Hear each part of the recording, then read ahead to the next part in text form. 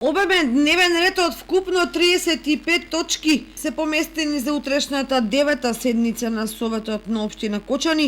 која ќе започне во 9 часот во мултикултурниот центар. Советниците од позицијата и од опозицијата ќе имаат бурни расправи по годишниот извештај за работењето на Центарот за развој на Источнопланскиот регион, информацијата за работа на Центарот за култура Бели Мугри, како информацијата за заштита на шумите од пожари и бесправна сеча на подрачјето на општина Кочани. Советниците ќе расправаат и ќе го изгласаат извештајот за реализација на програмата за контрола на популацијата на бездомни куќиња на територијата на општина Кочани, извештајот за реализација на програмата за одржување и користење на паркови и зеленило, набавка, поставување и одржување на урбана опрема, одржување на детска заштита и одржување на фонтаната Зрно за 2021 година.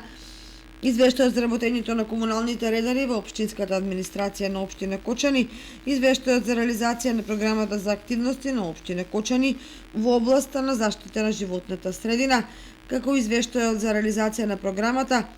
за одржување на локални патишта и улици на подрачјето на општина Кочани. Советниците ќе го разгледаат извештајот за реализација на програмата за поддршка на образованието во општина Кочани за 2021 година, како и извештајот за реализација на програмата за работа на територијалната противпожарна единица.